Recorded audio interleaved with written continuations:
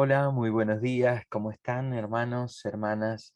Ya tocando el fin de semana, viernes, y estamos contentos de la presencia de Dios sobre nuestras vidas, el gozo que el Señor nos permite estar en su presencia todas las mañanas encontrándonos con Él. Continuamos y finalizamos la primera de 6 semanas de Taller del Maestro, y hoy tenemos un tema muy especial que quiero compartir con ustedes, que es el rol del Espíritu Santo en el proceso de la humillación. Y hay un pasaje bíblico que es la base para todo esto, que quiero compartirlo, y es en San Juan capítulo 1, y son varios versículos, desde el versículo 7 hasta el 14, y dice: pero os digo la verdad, os conviene que yo me vaya, porque si no me voy, el Consolador no vendrá a vosotros, pero si me voy, os lo enviaré. Y cuando Él venga, convencerá al mundo de pecado, de justicia y de juicio.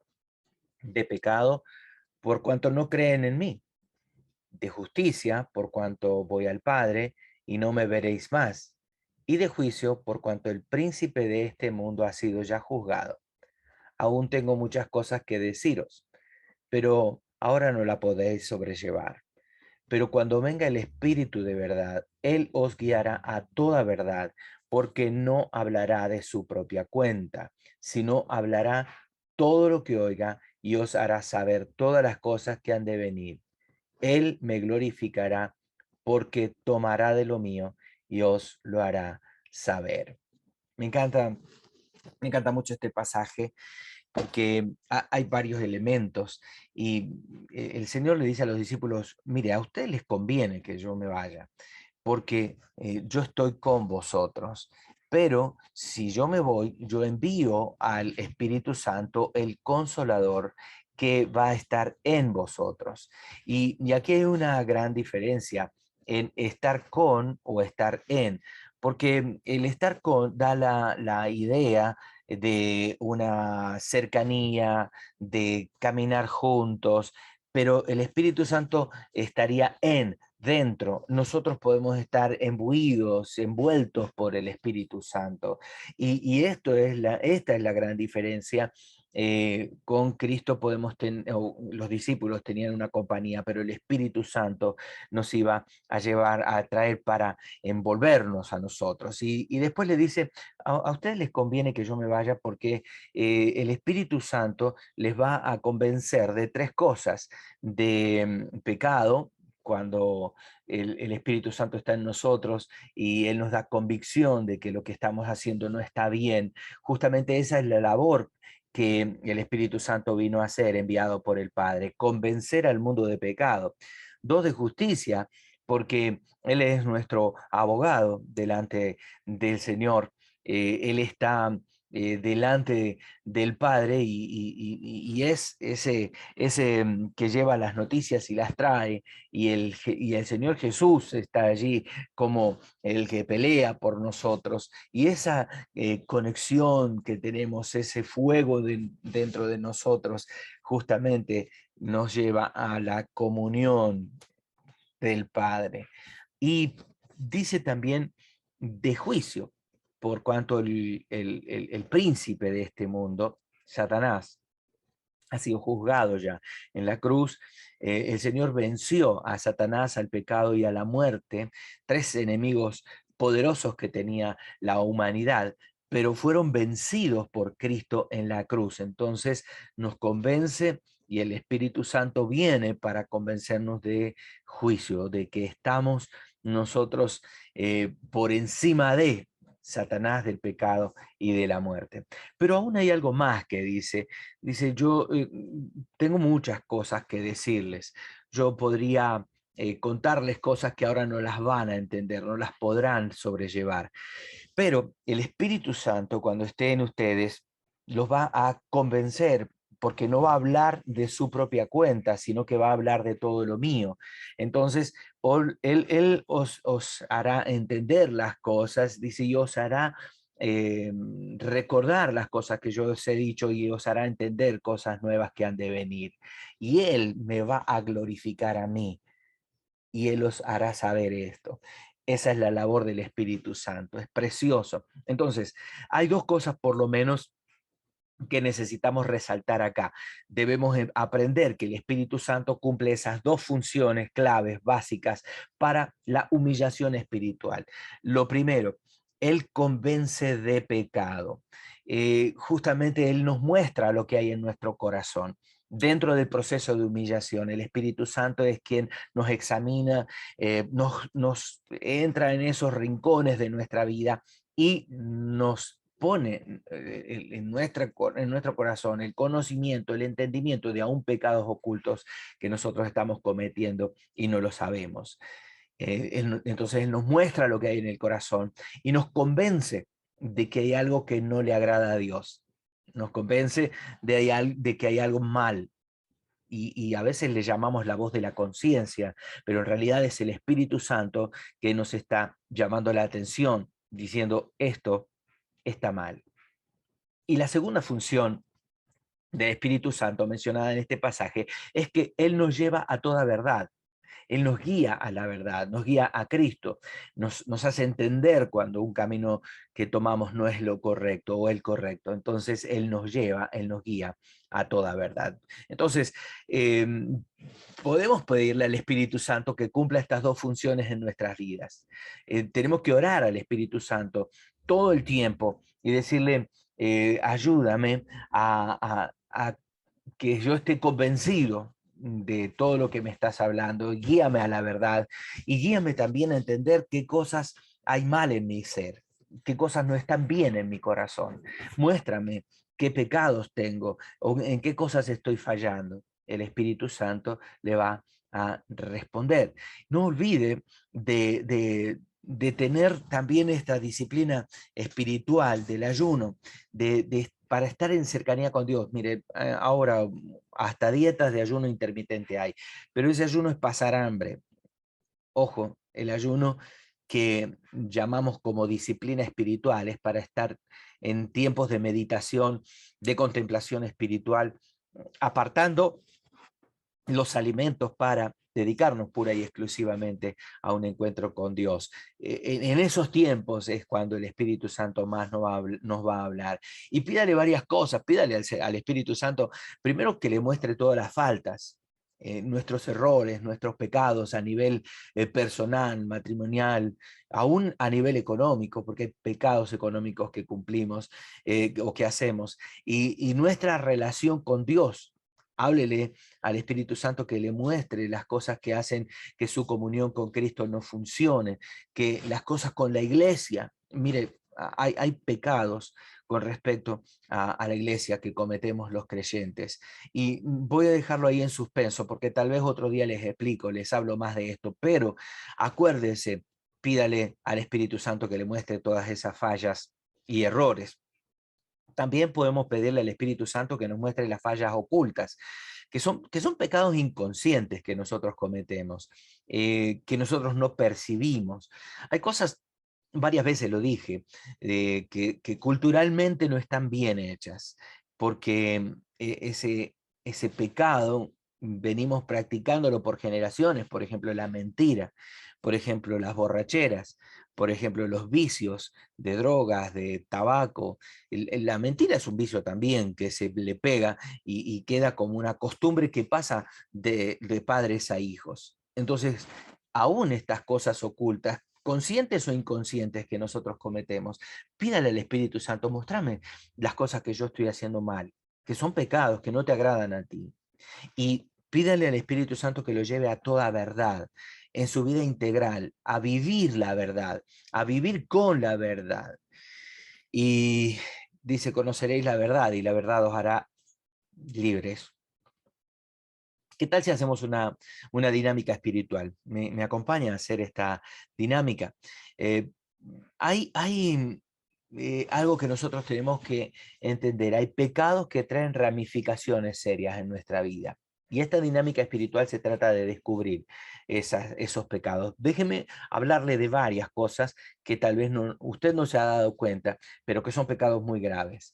Primero, el pecado de la rebelión. Y segundo, el pecado de la desobediencia. Dos pecados que nosotros ni nos damos cuenta de la trascendencia que tienen sobre nuestra vida espiritual y que muchas veces los practicamos. Primero, hablemos del pecado de la rebelión. Eh, ¿Qué es rebelión?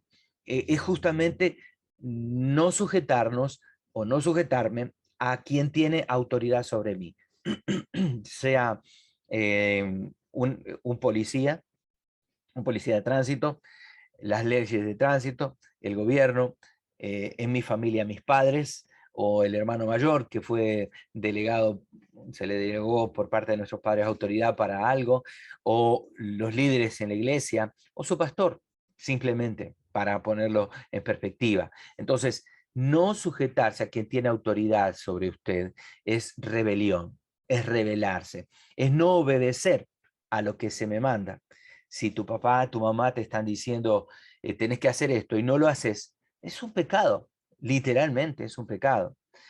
Ignorar las órdenes que se nos dan, aún órdenes de tránsito, un semáforo en rojo, un seda, un pare, una voz de alto, todo eso tiene que ver con rebelión, ignorar las órdenes que se nos mandan. Es lo opuesto a sumisión. Yo me sujeto, me someto a una autoridad y la rebelión justamente es lo opuesto a esto. Es obedecer consciente o inconscientemente, es desobedecer de forma consciente o inconsciente. A veces lo hacemos muy conscientemente y a veces de verdad me da mucho dolor escuchar o entender o ver este tipo de cosas. Eh, Cuando se da una orden, con mucha tristeza tengo que decirlo, se cumple porque es el pastor que lo dice, se cumple porque es el papá que lo dice, se cumple porque es un líder que lo dice, pero de forma inconsciente hay una rebelión arraigada en el corazón y en la mente, y entonces obedecemos a regañadientes, mal, y no lo estamos haciendo bien. Entonces, desobedecer consciente o inconscientemente, también es rebelión. Es acomodar la orden a mi criterio. Ah, pero me dijo que lo haga, y si lo hago mañana o pasado, pero si era para hoy. Entonces, cuidado, porque mi percepción natural de las cosas es la desobediencia. La percepción natural del humano es justamente tendiente a la desobediencia, a no obedecer las reglas. Es hacer lo que yo quiero, como yo lo quiero, cuando yo lo quiero. Y eso es algo tan natural en nosotros. Está bien, él lo dijo, pero yo lo voy a hacer. Voy a dar el diezmo, pero lo voy a dar en otra iglesia, porque no me gusta este pastor, no me gusta lo que predica. Voy a dejar de congregarme en esta iglesia porque las prédicas del pastor son muy confrontativas. Este pastorcito no me gusta, o este líder no me gusta. ¿Se da cuenta? Es hacer lo que yo quiero, como yo quiero y cuando yo quiero, fuera de la voluntad y el propósito de Dios. Es justificar mi elección, es justificar por qué estoy eligiendo esto y hacerla parecer algo razonable. Ah, no, yo no doy mi ofrenda, yo no doy mi diezmo, mi apoyo económico porque yo no confío en este pastor, lo voy a poner donde yo quiero, donde yo hago mi vida o donde yo veo que quiero estar. Es interesante esto, porque justificamos las actitudes negativas y eso es pecado también, justificar las cosas negativas en nosotros, apuntando las debilidades de quien está en autoridad. Usted no obedece al líder o al pastor porque no le gusta, porque, ah, no, ese no es mi pastor. Yo no lo reconozco como mi pastor. Qué interesante, ¿verdad? Eso es justamente pecado delante de Dios. Es obedecer la orden, pero permanecer rebelde en el corazón. Lo hago porque usted es el pastor, pero yo no lo pienso así, yo no creo, usted es el que manda. Usted manda, yo obedezco, pero yo no comparto. Me sujeto, pero no comparto. Esa expresión que hasta yo la he utilizado muchas veces. Eso es rebeldía, eso es rebelión. Primera de Samuel, capítulo 15, versículo 23, dice, porque como pecado de adivinación es la rebelión. y como ídolos de idolatría la obstinación. Rebelión y obstinación. Vean estas dos cosas aquí. Por cuanto tú desechaste la palabra de Jehová, él también te ha desechado para que no seas rey. Duro, durísimo este pasaje, porque a Saúl le costó el trono y a su descendencia la rebelión, la obstinación. Cuidado, porque a veces decimos, Dios no se tiene que meter en esto, esto es algo mío, y yo le voy a quitar mi apoyo. Y fíjense qué interesante esto, pero esto significa rebelión, obstinación delante de Dios. Y lo segundo es la sumisión. Nosotros tenemos que estar sometidos, someternos. ¿Y cómo me voy a someter si yo no soy libre, nací libre, Dios nos llamó a libertad? En primer lugar, sabe que Dios nos llamó a someternos a nuestro gobierno civil, por más que no nos guste el gobierno que está de turno. Pero hay varios pasajes, Romanos 13, del versículo 1 al 7, Primera de Timoteo 2, 1 al 4, Primera de Pedro 2, 13 y 14. Déjeme leerle algunos, Romanos solamente. Sométase toda persona a las autoridades superiores, porque no hay autoridad sino de parte de Dios. Y las que hay por Dios han sido establecidas, por más que a usted no le guste. De modo que quien se opone a la autoridad, a lo establecido por Dios, se resiste. O sea, si usted no obedece a una autoridad puesta por Dios, usted se está resistiendo a Dios. Usted se está resistiendo a Dios. Y los que resisten, continúa diciendo la palabra, acarrean condenación para sí mismos. Entonces es un pecado terrible la falta de sumisión. Y finalizando, versículo 7, pagad a todos los que debéis, al que tributo, tributo, al que impuesto, impuesto, al que respeto, respeto, al que honra, honra. Qué fuerte, ¿no? Con respecto a autoridades civiles, pastores, etcétera. Segundo, a los padres. Efesios 6, 1 al 3 dice, hijos, obedeced en el Señor a vuestros padres, porque esto es justo en primer lugar. Dice, honra a tu padre y a tu madre, que es el primer mandamiento con promesa para que te vaya bien y seas de larga vida en la tierra. Primero dice, esto es justo. Segundo, para que te vaya bien. Tercero, para que seas de larga vida, para que te vaya bien en tu vida. Obedece a tus padres. Y la rebelión va pegada con esta falta de sumisión a los padres, a los pastores, a las autoridades. También la Biblia habla de sometimiento o sujeción, y en Efesios 5:22 y Primera de Pedro 3, 1 al 4, es muy claro. Déjenme leer Primera de Pedro. Asimismo, vosotras mujeres estad sujetas a vuestros maridos, para que también los que no creen en la palabra sean ganados sin palabra por la conducta de las esposas, considerando vuestra conducta casta y respetuosa. Y también dice, las casadas estén sujetas a sus maridos como al Señor, porque el marido es la cabeza de la mujer, así como Cristo es la cabeza de la iglesia, el cual es su cuerpo y él es su Salvador. Interesante, ¿no? Porque sí, vivimos en una comunidad y bajo leyes de la igualdad. Es lo mismo un hombre que una mujer. Es verdad, los mismos derechos y todo, y sostengo eso yo también, pero hay un orden bíblico, el hombre es la cabeza del hogar, y aquí hay una realidad que hoy nos resistimos, y que el feminismo y demás están tratando de cambiar esto, pero es un principio bíblico. Cuidado con esto también. También a los jefes, a su jefe, en 1 de Pedro 2, 18 al 23, criados, estad sujetos con todo respeto a vuestros amos, no solamente a los buenos y afables, sino también a los difíciles de soportar. Uy, qué insoportable este jefe que tengo. La palabra dice sujétense a pesar de. Después lean el pasaje completo. A los líderes de la iglesia, Hebreos 13, 17. Y aquí quiero hacer un énfasis muy fuerte. Dice, obedeced a vuestros pastores. Hebreos 13, 17. Obedeced a vuestros pastores, sujetaos a ellos, porque ellos velan por vuestras almas, como quienes han de dar cuenta, para que lo hagan con alegría y no quejándose, porque esto no es provechoso. Acá hay dos o tres factores interesantes para analizar. Primero dice, obedezcan a sus pastores, sujétense a ellos.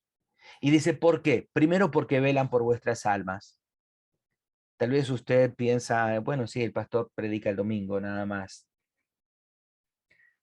pero usted no conoce la trastienda, detrás de bambalinas, el trabajo pastoral, la consejería pastoral, el trabajo que se hace para, en este caso nuestro, por ejemplo, trabajar sobre la estructura de la iglesia, los cambios que hay que hacer, aún detrás de decisiones financieras, como también decisiones administrativas, como qué color pintar la iglesia, qué equipos hay que mejorar o comprar, qué tipo de equipos hay que comprar.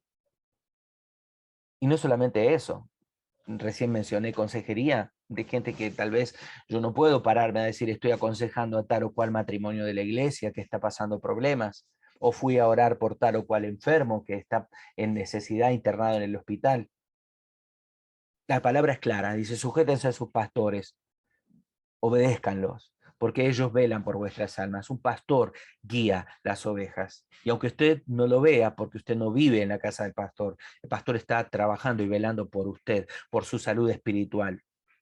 Y esto implica la oración de madrugada, de noche, durante el día, orando por los enfermos, orando por la edificación, el crecimiento y la madurez de los creyentes.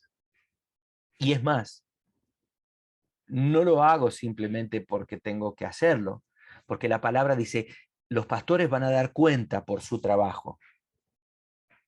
Y dice, oren por ellos, sujétense a ellos, obedézcanle para que ellos lo hagan con alegría, para que el trabajo pastoral que tienen, ordenado por Dios, pueda ser desarrollado con alegría, no quejándose, que el pastor no haga su trabajo quejándose, porque eso no es provechoso. Y este pasaje es pasado por alto por mucha gente. Y esta orden del Señor de sujetarse a obedecer al liderazgo, a los pastores. Y por último, que es lo más importante, es Daniel 5, 9, 5 al 9, dice que debemos sujetarnos a Dios. Y fíjense la confesión de Daniel, hemos pecado, hemos cometido iniquidad, hemos hecho impíamente, hemos sido rebeldes y no nos hemos apartado de tus mandamientos y tus ordenanzas. No hemos obedecido a tus siervos los profetas, en tu nombre, que en tu nombre hablaron a nuestros reyes, a nuestros príncipes, a nuestros padres, a todo el pueblo de la tierra. Qué duro, pero desobedecer a Dios es un pecado terrible. Ahora, déjeme continuar un poquitito, ya casi finalizando. Vamos a responder una pregunta. ¿Qué es sujetarse a la autoridad? Llámese civil, llámese familiar, llámese eclesiástica. Sujetarse, estar sujeto a la autoridad es un acto de fe. Sujetarse a la autoridad, y quiero repetirlo, es un acto de fe en Dios, quien es perfecto, que Él nos ordenó, sujétense a sus pastores, sujétense a sus padres, sujétense a toda autoridad. Es fuerte esto. Tenemos que descubrir este secreto. Estar sujeto a la autoridad es un acto de obediencia a Dios, que no se equivoca, que es fiel. Estar sujeto a la autoridad implica aceptar la orden que Dios impuso y no estorbar el fluir de Dios en usted. Es estar sujeto a la autoridad, es orar por ellos. Autoridades civiles, por nuestros padres, por nuestros pastores. Y no solamente orar, sino someterse. Qué duro, ¿no? También la palabra nos enseña que estar sujeto a la autoridad es estar sujeto a Dios, porque es Dios el que puso la autoridad. Después de todo, el pastor fue puesto por Dios. Después de todo, el presidente, aunque a usted no le guste, fue puesto por Dios ahí. Él permitió que esté ahí. No hubo una lucha entre Satanás y Dios y ganó Satanás. Dios permitió que esté ahí, porque no merecíamos un presidente evangélico. No lo sé. Pero mientras tanto yo tengo que sujetarme, porque Dios lo puso donde está. Estar sujeto a la autoridad te coloca bajo la cobertura de Dios. Si está sujeto a autoridad, está bajo cobertura de Dios, dejándole a Dios la justicia. Porque si querés tomar la justicia por tu mano, lo primero que haces es salirte de la cobertura que Dios mismo dejó. Estar sujeto a la autoridad implica honrar el principio de la honra, que lo pasamos muy por alto nosotros. Estar sujeto a la autoridad es obedecer y no tener en poco las instrucciones que se te dan, que vienen de cada autoridad, civil, eclesiástica, familiar. Estar sujeto a la autoridad implica aceptar la corrección. Ah, no, el pastor me puso en disciplina, no vengo más a la iglesia.